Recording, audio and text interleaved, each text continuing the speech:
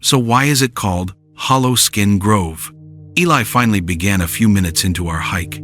I don't know, Heather returned. Probably named after a type of tree that grows around here or something. What?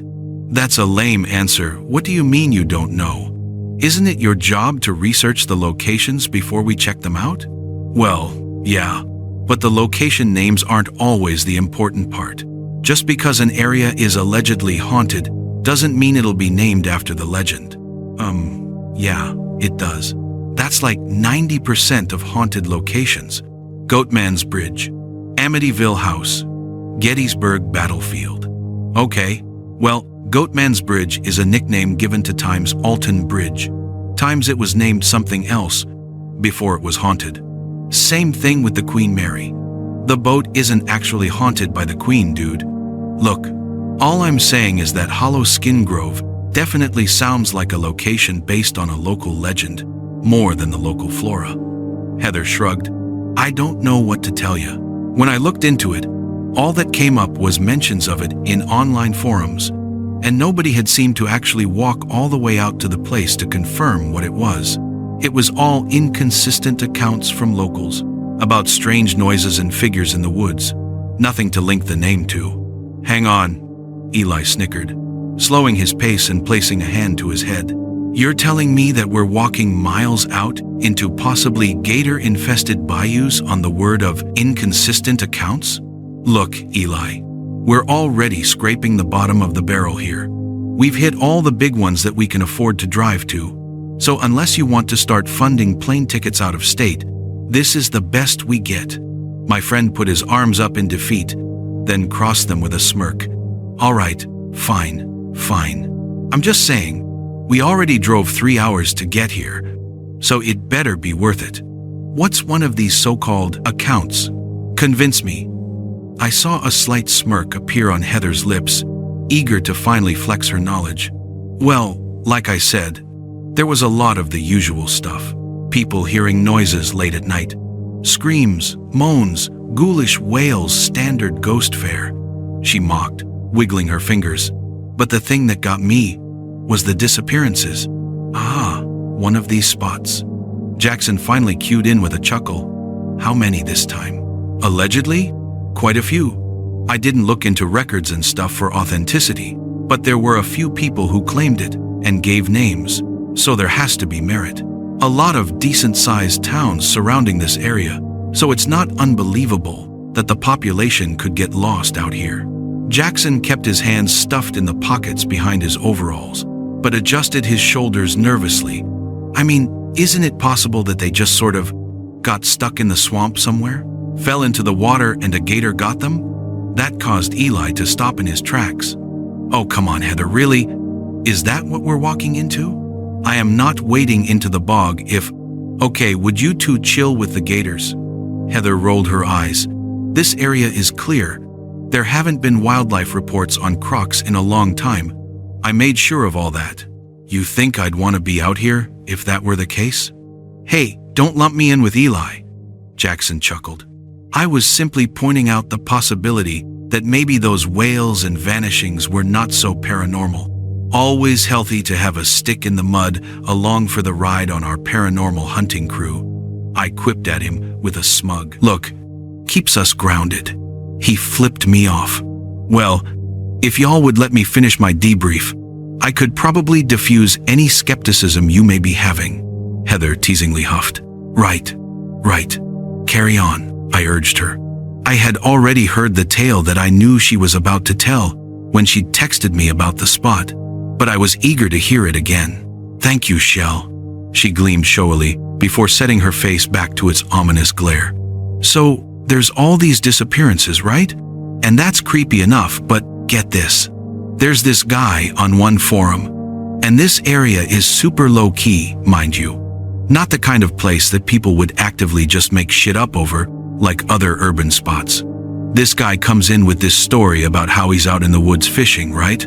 It's secluded, it's peaceful, and there seems to be a decent amount of fish. So he hangs around for a while and gets carried away till the sun sets to about where it is now. I can feel the hot, humid air around us chill a bit as Jackson, Eli, and I look at the sky that Heather gestures to. The sun's nearly set below the fingers of the surrounding trees, casting the world in that silvery blue haze that comes with twilight. That scarce hour between the hushing of birds and the waking of crickets. A limbo, where the comfort of day meets the unknown of night. My excitement grew as Heather continued. Now, according to him, he's a rugged redneck type, the kind that doesn't scare easy and certainly doesn't fear the dark. But he says that as the lights start to dim, he starts getting this eerie feeling. The air starts to smell rancid. And not like the usual swamp stench. He said it was pure rot, dead fish, and hot old meat. So he's standing there, on the shoreline, near the water, starting to get a chill up his spine, and he's finally about to leave, but then he hears a slosh across the way. Heather stuck her boot out to a spot where enough water pooled to make a puddle, and dragged her foot roughly through it, acquainting our ears with the same sound the man must have heard. He looks up, and there, among the trunks of the willows and water oaks that are sticking out of the bayou, he sees this man. "Oh shit," Eli mutters, a tinge of excitement to his tone. He says from what he can make out, the guy looks normal. Average size, plain build, hair not too long like he's wild or something. But the thing that stands out about him is his skin. The dude is pale as hell and completely naked, just standing in the middle of a swamp before nightfall. "Oh hell no," I chuckled, the anticipation building in my chest. I already knew the payoff, and Heather knew that I did, but she indulged me anyway. Oh, it gets worse, because the guy isn't even moving. He's just standing there still as a statue, staring, sopping wet, with his eyes open wide and mouth hanging in a silent scream. "What the fuck?" Jackson gasped. The guy who posted the story said that he just stands there, not moving, too shocked by what he's looking at. He says the guy doesn't move either, at least not for some time. He just stands there with his arms out like this.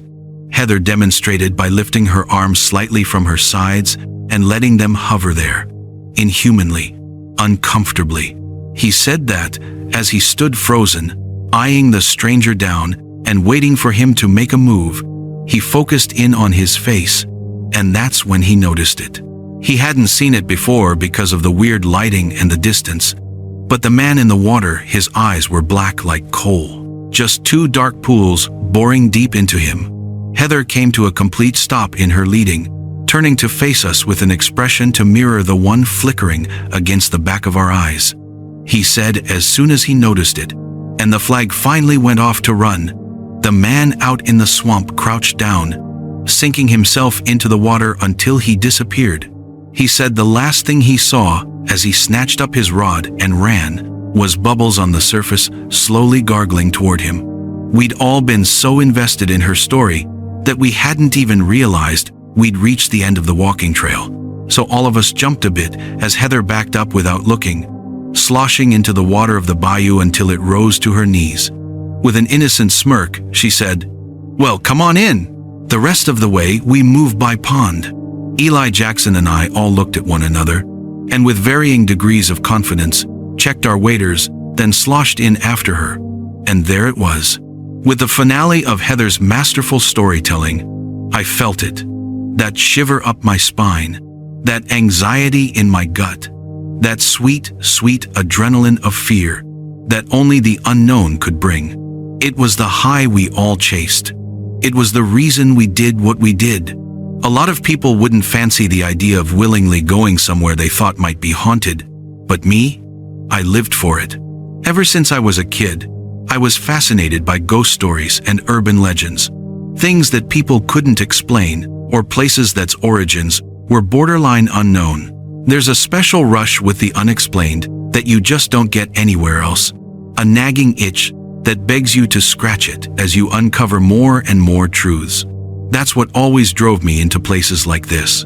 Dark forests and abandoned houses, places so mysterious and dripping with potential that an entire county could make up cultures built around them. But it's always a double-edged sword. That mystery is great, yeah, but it only takes you so far. Most of the time you get there, and after a few hours, the case is closed. It's all made up. The forest really is just dark, and that's all that it is. And that abandoned house? The detached footsteps you were warned of and ghostly groans tend to just be its old wooden joints creaking and popping. The payoff is never as good as the buildup. And though years of running the same routine had yielded minimal results, it never stopped me from pursuing more. Because at the end of the day, the high was worth the hangover. It was fun to explore and freak yourself out with friends for an hour or two, because at least the memories that followed outweighed the letdown of the lack of anything real. I think deep down though, even though I often told myself that, I truly did one day hope to find a pot of gold at the end of that rainbow. Something real and tangible to show I wasn't silly for chasing childhood campfire tales. Something truly paranormal to scratch that insatiable itch once and for all, whose mystery I could chase until the end of time. Looking back now, I feel foolish for ever wishing for such a thing. For ever thinking that finding such a horror would bring anything good. Our hike through the water began slow and careful, moving through the murk so as not to slosh any into our overalls. We'd borrowed the gear from Eli's dad, and aside from wanting to keep dry ourselves, we really didn't want to return it waterlogged. "Shelby, can you pass the GPS?" Heather asked, leaning back. As much as I'd like to pretend I studied the map by heart, we're gonna get turned around fast with all the water. What's up with all this anyway? I thought you said there was a walking path? Eli asked. Apparently there is, but the summer rains flood the bayou and bring the levels up. Someone on the forums who came out here said the place is more worth coming like this anyway, adds to the creep factor. I hope so, Jackson snickered. This has to be one of the most intensive treks we've done so far. It'll be worth it, I bet, I chimed in. I've got a good feeling about this one. I really did. Maybe it was all that prep and extra effort that made it feel like more of a grand adventure. But as the sun set lower in the sky and the space between the trees grew from that hazy blue to a dark, foreboding black, my heart thrummed faster. Deeper into the bog we went, further away from civilization and more into an unknown that so few other people had dared to travel. Us, though, we were going all the way. That was the plan, at least. Where so many other people had chickened out and never made it to the grove itself, we had the intention of getting to the clearing and seeing if we'd really find the mysterious man of the bayou. Solid proof that all our searching wasn't in vain. We were grizzled veterans at this by now, and we weren't going to be deterred. Then again, maybe a grizzled veteran would have turned back. Maybe they would have seen the signs and got out of that swamp as fast as possible. Maybe it was so many years of that nagging itch that drove us deeper into those woods against our better judgment. I didn't start to feel it until the twine. We had been moving for around half an hour, Heather guiding fearlessly in the front. Eli was behind her, then me, then Jackson heading up the rear. We'd flicked our flashlights on, now that the swamp had become a dark maze of moss-tangled stumps and algae-ridden pools. I held my breath each time I swept mine through the trees, caught in the middle of both the desire and fear of spotting a man nestled among the dark bark. He never appeared, though, no matter how deep we went, and there wasn't a noise out of place save the occasional heron song to join the chorus of cricket chirp. That changed when suddenly Eli went tumbling forward in front of me, nearly toppling into the murky basin, if not for Heather's back to catch himself on. "Whoa, Eli!" she scoffed as water sloshed up behind her, sprinkling her back and pouring a bit down her waders. She was mad, but once she saw the state of our friend, she stopped complaining. It was clear he got it worse. All of us tried to be sensitive, but we couldn't help but crack snickers as Eli stood back up, water dripping down his face and shirt as he glared unamused. Eventually, our chuckles broke him down, and he started to giggle too. Yeah, laugh it up. It was bound to happen to one of us eventually. There was no way we made it out of here dry. Of course it happens to you too, man. Jackson shook his head. You good? What'd you even trip over? I think a root or something. Whatever it was hooked my foot good. Maybe it was this, I offered. shining my light in the space between him and I. Up from the depths, a thin line of string had surfaced. We all gathered to look and saw that it was just simple twine, coarse hairs tangled together and bound to make a rope just thicker than a plastic straw. Heather reached out and pulled it up with a finger. We had gloves on, so none of us had qualms about touching it, but she still couldn't hide her disgust as the string dripped with pond scum and algae. Beneath it, we could barely make out the fibrous bright white the twine once was. "This looks man-made," Heather noted. "You did say this was a walk path," Jackson replied, grabbing one end and tugging. At first, we thought the string was simply loose, but as he pulled, more emerged from the water, going taut somewhere beneath the surface near a tree, like it was tied to the stump. If this is a flood area, they probably strung these up to make sure people could still find the trail. "I guess that would make sense," I nodded. Eli hesitated a moment before responding. "Either that, or it was a fence to warn to keep out." That sent another chill across the air, this one much stronger than the last. It was night now, and though Heather's recount was scary, nothing was more exciting than being closer to the grove, possibly finding the border that warned there was no going back. Still, even though I bought the boys' theories, something about the string put me off. It was unusually low to the ground for a guiding line, and though it could have slipped, it was also white. Wouldn't something for safety be a more fluorescent color like yellow or orange? Heather didn't help ease the feeling as she spoke, tugging the coil tight again and tracing it with her eyes between GPS glances. "Well, my money is on Jackson. The rope leads along the same path we need to walk." "That's good to know. If we get lost from your terrible navigation, we can use this to get back." Eli smirked. Heather flipped him off before turning forward and continuing on, the rope still in her hand as a railing. Everyone laughed at the interaction and moved on, but I couldn't give more than a courtesy chuckle. The rope on the abandoned path in the middle of nowhere that rarely anyone ever walked led along the same path we were on. And while maybe Eli was right about getting back, to me, it felt more like it was beckoning us forward.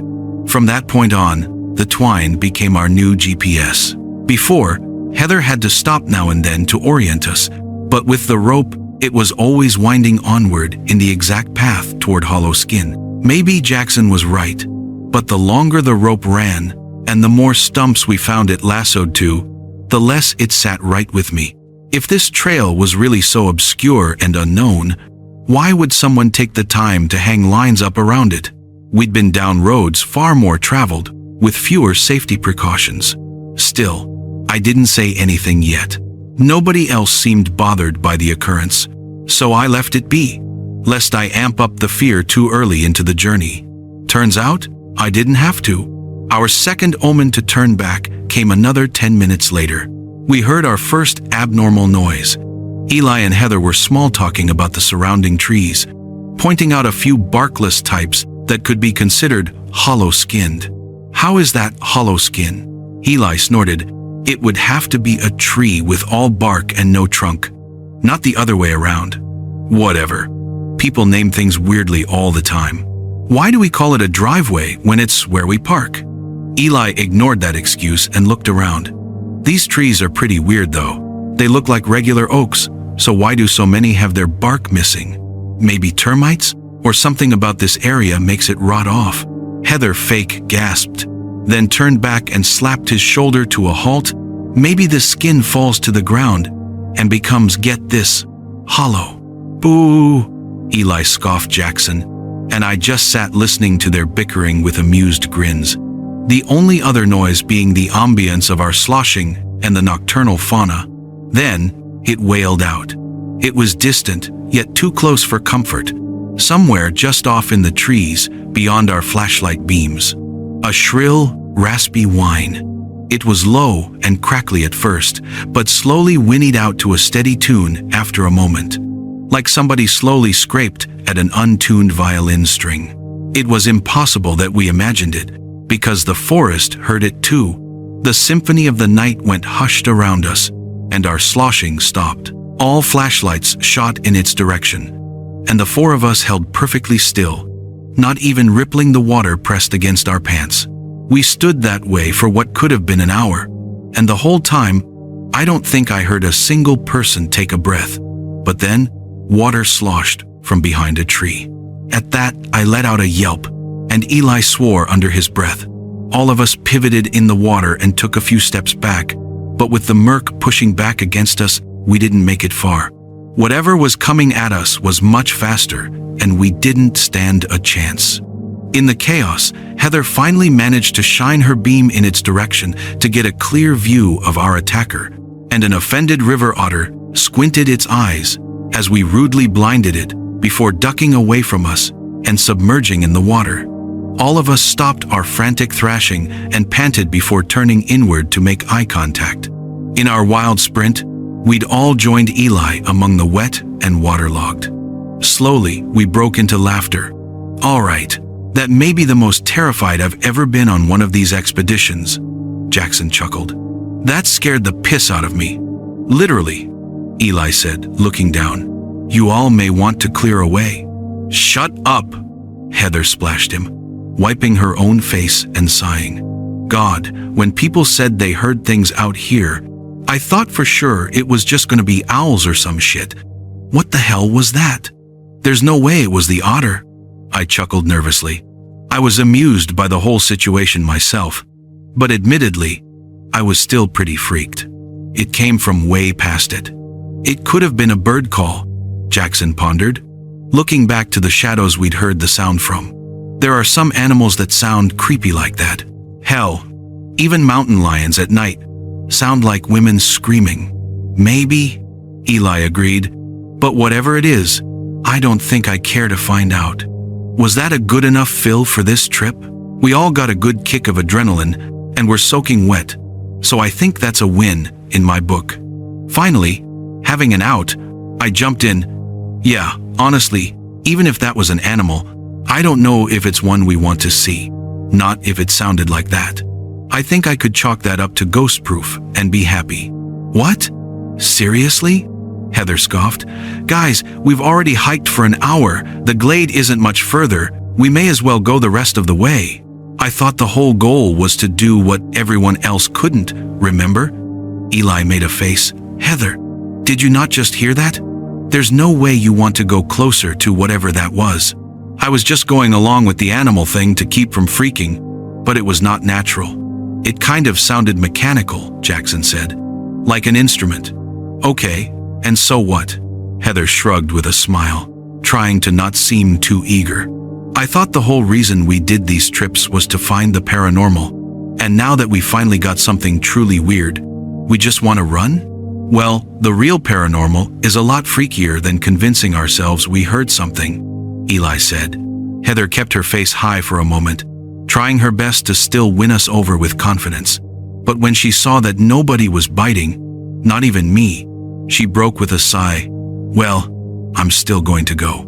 It can't be more than 5 more minutes of walking. Sticking the GPS out, she handed it to Eli. He shook his head. Heather, no way. What? I'll be fine. I can just follow the rope back. I'll be right behind you guys by the time you get back to the car. No. Nuh-uh. I know what you're doing, Eli threatened. She cocked her head. What am I doing? You know that if you go alone, we're not going to let you. No, seriously, I want you guys to go back to the car. I don't want you to be miserable out here if you're done. I just really want to know what's up with this place. Heather's eyes fell on me as she said that, and suddenly guilt weighed heavy in my stomach. I sensed she was being genuine, so I shouldn't have felt bad if I wanted to leave. But it wasn't that. Like I said, Heather was ride or die. She'd followed me into more places than I could count, and all of it was for nothing. Now, here we were with something that actually had potential. Something I'd looked for my entire life, and I was running from its literal call to adventure. What kind of friend would I have been if I'd made Heather go at it alone? I'll come too, I spoke softly, a smile turning at my lips. Well, I guess we all go then, Jackson jumped in. We aren't just gonna let you two get lost out here, Heather tried to protest. No, guys, seriously, I don't want you to. Yeah, so, Noble, thanks for the offer. Come on, ladies. Eli sighed, brushing past us and following the GPS he now held in his hand. Heather turned back at me with a beaming smile, then quickly faced forward, tagging close behind a grinning Eli. I was happy they were smiling in that moment. Jackson and I were too. I think it was the last moment that any of us ever did. As we approached the glade, patches of land once again became visible among the oaks. They were mainly plateaus of mud and shrubs, nothing stable enough to walk on, but it was at least nice to see land again. Eli was leading now since he had the GPS, but the string was still our guide. Its slimy, slick coat gunked our gloves as we tugged along it, shining our beams in every direction to make sure nothing caught us off guard again. As we moved, that squeal on the horizon kept looping in my head like a bad song, making my skin crawl and itch the closer we got to its source. I imagined how much more chilling it would have been to hear it from the distance. We now stood only a few yards from the grove. Ahead, I could see it. The trees got denser a dozen yards ahead, then beyond, opened up into a small pond the size of a neighborhood cul-de-sac. The trees had been ominous, with our lights dancing between them, but somehow the open space was even more foreboding. The still, algae-topped water could hide anything below. And with the fisherman's story still fresh in my mind, I kept thinking about that pale, naked man with soulless eyes rising from the depths. Before we reached it, however, there was one more stop. One final chance for us to turn around. Protruding from the water a few yards in front of us, our flashlights skimmed across a small island of muck and pond scum, a plot of land just barely gasping above the surrounding flood. The rope led straight onto the platform, but there was no tree that it was tied around this time. Instead, it roped onto something nestled among the shrubs that contrasted the dark muck harshly. As we approached with caution, I tried to make out what it was, but something paused our progress. "Ow, shit!" Eli suddenly blurted. We all hesitated behind him, and our heads popped out of line to see what the holdup was. "You good, man?" Jackson called. "Yeah." There was just a huge-ass thorn caught on the rope that stuck me, punched straight through my glove. We broke formation and sloshed forward, gathering around to investigate. Eli held his hand beneath the beam of his light until one of us offered our own, to which he plucked out the pale barb that had stuck into his hand. It was a milky white and straight like a needle. I furrowed my brow, finding the color and shape odd for a thorn bush, then turned to check the spot in the twine that he'd got bit by. "Oh shit," I gasped, running my beam along the rope. The whole thing was covered in them. They weren't all as big as the one that got Eli, but beneath the mud and grime that had been coating the string, I finally saw them. Tiny little barbs frayed from their binding. At first I thought the twine was just old and tattered, but the closer I looked, the more I noticed it was by design.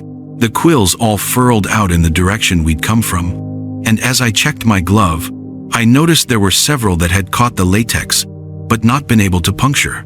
My breaths grew rapid as I hastily plucked them out and threw them away from me. Eli and Jackson turned to see what I saw, then grew worried looks on their faces. Eli tugged loose his glove and looked down at his palm to find that the spot where he'd been pricked was already turning red and inflamed. The three of us were so confused and horrified that we hadn't even noticed that Heather had strayed a few feet away. Before any of us could commentate on the matter, she called out with utter distress in her voice, "Oh my God."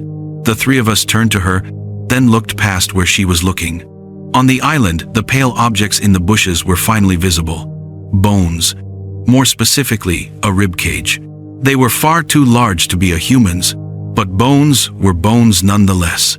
Almost in a trance, we all sloshed closer, our collective hearts banging the same dread-filled drum. It was a cow, large and half stuck in the mud. Its legs had sunk beneath the murk as it collapsed onto its side, leaving only its top half exposed. Its neck ran in a jumbled mess of parts to where its skull lay half peering out at us. But all of that was only the parts that we could confidently make out. Because while it was clearly a cow's skeleton, something was horribly, horribly wrong with it. Scraps of flesh and fur still clung to bits and pieces of it, as well as a strange, spongy red meat, porous with holes and glistening in our lights. Its bones in places along the ribcage had seemingly grown outward, fusing together at spots to make solid bridges, almost like a barrel of bone and marrow. All of that maybe could have been explained away by strange decomposition conditions or a birth defect. But what we couldn't deny was what covered the rest of it. Along its femurs and spinal cords were strange bubbles in the bone, bumps like the burls on a tree. Half its skull was unrecognizable this way. A cloud of strange lumps like its face had boiled into a froth, then hardened. Bubbles was a very intentional word choice, because that's exactly what they were. Certain parts of the bone had cracked and fallen away, showing that the lumps were hollow. It was as if the beast liquefied, then hardened in a matter of moments. None of us had any words, and none of us could move, only stare down at the abhorrent thing glued to the swamp floor beneath our feet. I remember as we all tried to process what we were seeing, I could only muster one single, horrifying thought. A body this decayed would have certainly been sunken beneath the water during the flood. That meant it was fresh, and somehow still missing its skin. How did a cow get out here? Heather muttered. Why does it look like that? Jackson tried to bring us back down with logic, his comforting form of denial. Still, the frantic shudder in his breath betrayed his words. It must have been a pasture cow that wandered off from a nearby field. The swamp gases, maybe it fucked with its decomposition. Swamp gases? Heather laughed with no humor to her tone. Jackson, you'd need nuclear waste to do that to a body. What the fuck is this? I don't know. I cut in. But we've seen enough. We need to leave. Now. Heather looked down at the body, with wide eyes and shallow breath, nodding in agreement. Seeing her go from so adamant to continue to downright petrified only compounded my fear. I had never seen the girl so afraid in my entire life. If even she felt something was wrong, then something was undoubtedly wrong. Finally, we were all in agreement to leave. But even though we'd taken that last chance, it was too late. A sloshing from the clearing ahead made us all jump and stagger back, whipping our beams up into the shadow. The sprawling pool before us ignited beneath the ghastly white beams of our flashlights. And there it emerged. A pale figure wearing no clothes, mouth agape and dark sockets staring holes through us. The man from the story hadn't done the horror justice. Its skin was loose and haggard on its skeleton, like it was nothing more than a cheap rubber suit, and its hair was greasy and foul. Its feet were still hidden below the water, but its fingers were nothing more than limp, dangling flaps that dripped marsh water as it slowly rose from the pond. It wasn't until I noticed the dark spots on various parts of its form that I realized its true nature. Dark spots like its sockets. They weren't marks or black soulless eyes. They were holes. Holes in a suit of skin, stretched up on some unseen skeleton rising out of the water. Its open mouth and sunken brow suddenly looked less like a haunting wail and more like a horrified scream frozen in time. A cry for help that never came. As its feet crested the water, those awful, flayed feet that flapped loosely in the night breeze, I saw what was holding it up. A mountain of that spongy red meat, soaked in mud and algae. A tangle of white, curved bone winding up and disappearing in its hollow puppet. Pale, worming tendrils waved from the holes in the crimson flesh, not dissimilar to the ones on the rope we'd been holding, and my stomach turned over in my gut. That wasn't the end, though. In the fraction of a moment that I was able to take all of that in, more bubbles began to froth in the clearing around us. From the water rose even more suits of skin, all with the same desperate, wailing expression gasping at their face. Men, women, animals of every kind that were stretched in abnormal ways, as if whatever was holding them up didn't quite know what to make of their various forms. I prayed that the smaller human suits I saw weren't what I believed them to be. None of us screamed or made a sound. We just turned to run. The water had never felt thicker as we splashed into it, making a break back the way we'd come. I turned over my shoulder, horrified that I might see the figures gliding through the swamp after us. But instead I saw something worse. Eli wasn't moving. He was still perched on the island, staring vacantly off into the bog. I could see by his posture that he wasn't sharing the same fear that we were. In fact, he looked almost calm. "Eli, let's move!" I shouted, my voice breaking with utter terror. Still, it scared me more that he didn't move. He didn't even flinch. I knew then and there that something was wrong. Whatever was in that water had him already, and it was too late. Still, I began charging back. We couldn't leave him. Not here. Not with these things.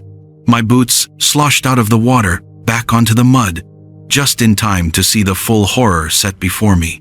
Dozens of bodies conglomerated together, flies flocking and buzzing in and out of their holes like some sick sort of hive. Then, in the middle of them, one last body bubbled up. It wasn't human this time, nor animal. It was pure, incomprehensible flesh. A mountain of soaking meat filled with excited white worms that squirmed and danced in the hot swamp air. Spines and large ribs stuck out from its serpentine mass. That stiffness had been stolen. They seemed to shift and writhe beneath my flashlight, like tentacles, snapping straight at random and releasing harsh clacks. From its center spread large blankets of red tissue, almost like petals on a flower, and they too seemed to jitter and vibrate in the air like it was alive. Its head was nowhere at all, just a large, gaping pit plunging into a darkness of its body, a darkness that several pale ropes ran into. The string that we'd been following went taut, and from the water arose even more, running off into the woods in every direction. I felt mad looking at the creature, my brain hardly fathoming that something so horrifying might exist. Unable to bear it any longer, I reached out for Eli's hand. "Eli, please, let's go." My palm gripped around his hand, the one that had been pricked with the thorn, and my body went numb as it crumpled in my grasp. The skin wadded in on itself like I was grabbing a latex glove filled with water. And inside, I could feel hard bits floating around like chunks in a stew. Bile would have risen to my throat if it could, my swirling brain unable to take any more, but I was shocked, numb, as Eli turned back to me, his face vacant and blank, and his eyes pouring blood. Behind him, the vile flower of flesh and bone released a sound from its pit that vibrated my teeth and made my head pound. A sound like a coarse violin string being scraped. Eli turned back to it, as if in a trance, then began moving closer into the water, his skin sagging as he went. I could barely move as tears streamed down my cheeks, the image of my friend sinking below the murk, etching into my memory for the rest of my days. A harsh yank from my right brought me back down to reality, and I turned to see Heather tugging me along, her own face slick with tears and snot. She called out to me, but I couldn't hear her. The world had gone silent. Still, her expression demanded loudly without sound, and my body followed it instinctively. Run. So we did. I don't know how long or how fast, but we simply ran. Eli had the GPS, which meant we had no clue which way we were going, but it didn't matter. So long as it was away from that thing at the heart of the glade, it didn't matter. My legs had been aching from the miles of water we'd already pushed through, but they were in a whole new pain as they pumped to their absolute limit. It felt like running in a dream. That slow, painful slosh away from something out to tear us limb from limb. Even if the thing wasn't giving a proper chase, which none of us dared to look back and check, there was still the ropes. Each spear of our legs into the water was a heart-pounding gamble. Each push forward was filled with dread that we might feel the prickly tongues of the living flesh catch our guts and turn us into the same living soup that it had to Eli. His name hurt to think. It hurt even more with each step we ran away from him, leaving him to whatever fate had swallowed him whole. I don't remember when I blacked out, or for how long, but when I woke up, it was to a flurry of family, doctors, and police.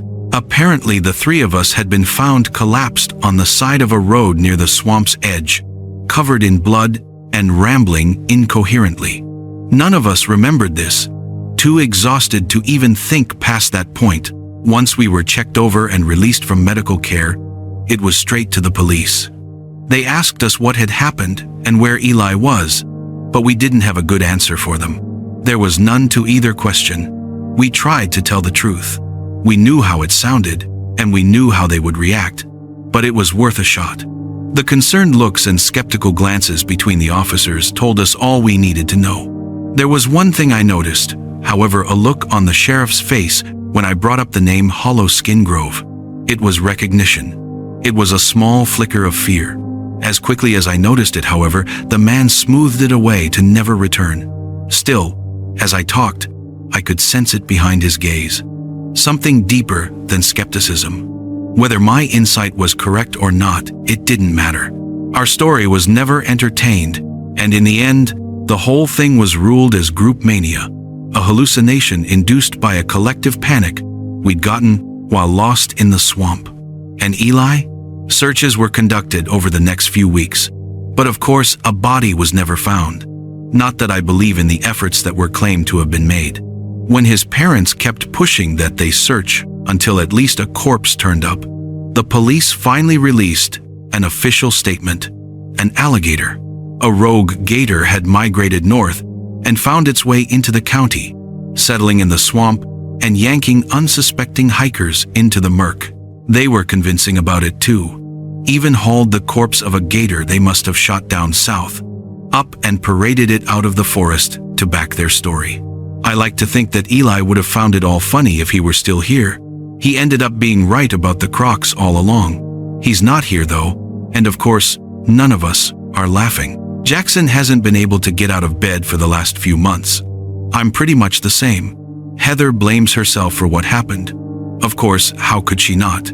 Still, I don't fault her too much. Even if it was her who urged us to keep going, we had no idea what was sleeping in those waters, what horror was lying beneath the pond. We do now, though. We know far too much. I suppose that's why I'm writing this. Because unlike the others, we did what we had set out to do. We went to the end of Hollow Skin Grove and found out what was there. So despite what you see about it, hushed whispers on forums and in the quiet corners of the internet, I'm begging you, if you're a thrill seeker like we once were, don't go to Hollow Skin Grove. I assure you, whatever it is you'll find there is more horror than you ever want to witness.